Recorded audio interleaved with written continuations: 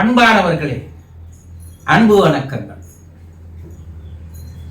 இறந்தவர் தன்னுடைய உறவுகளை நினைவில் வைத்திருப்பாரா என்று ஒரு அன்பர் கேள்வி கேட்டிருக்கிறார்.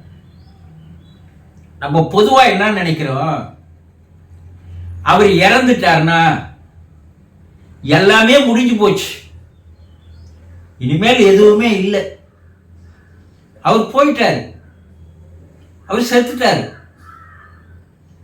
அதனால இனி அவருக்கு நமக்கும் எந்த தொடர்பும் இல்லை என்று தான் நிறைய பேர் நினைத்து வாழ்ந்து வருகிறீர்கள். பின்ன வேற என்ன, இன்னும் நீங்கள் தெரிந்து கொள்ளாத பல விஷயங்கள் இருக்கிறது என்பதுதான் உண்மை.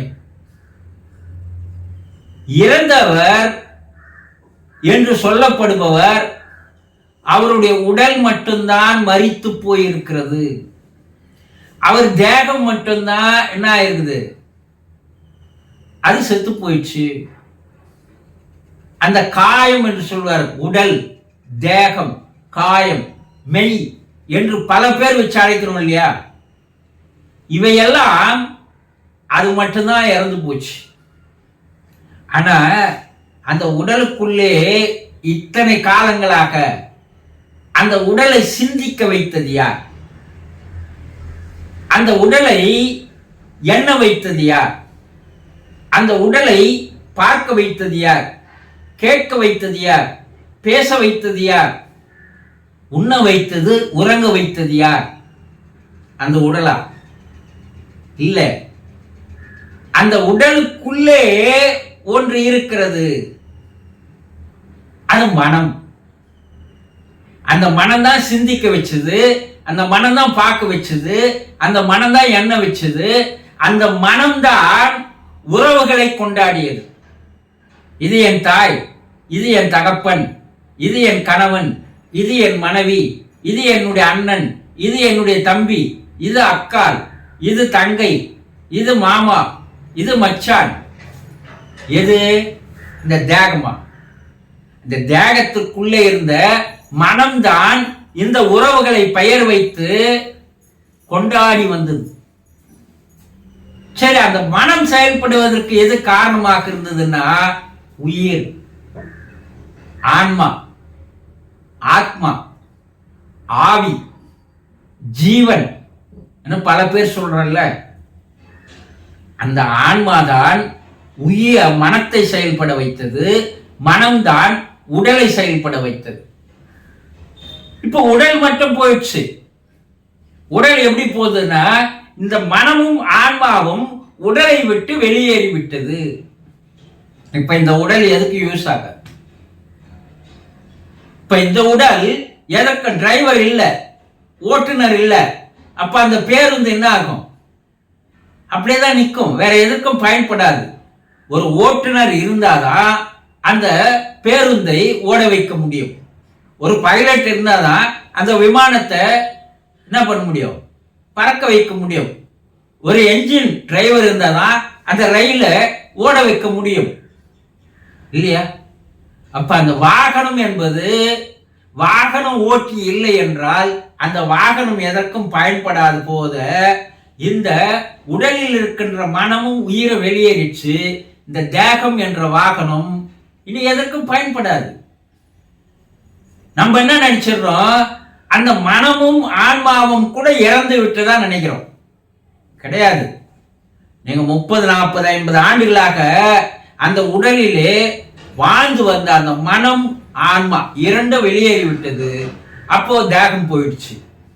இப்ப அதே மனம்தான் 30, 40, 50 ஆண்டுகளாக உங்களை தந்தையாக, தாயாக, கணவனாக, மனைவியாக, அக்காளாக, தங்கையாக, அண்ணனாக, தம்பியாக, மாமன், மச்சானாக உறவுகளை கொண்டாடியது இல்லை. எது கொண்டாடியது? அந்த மனம்தான்.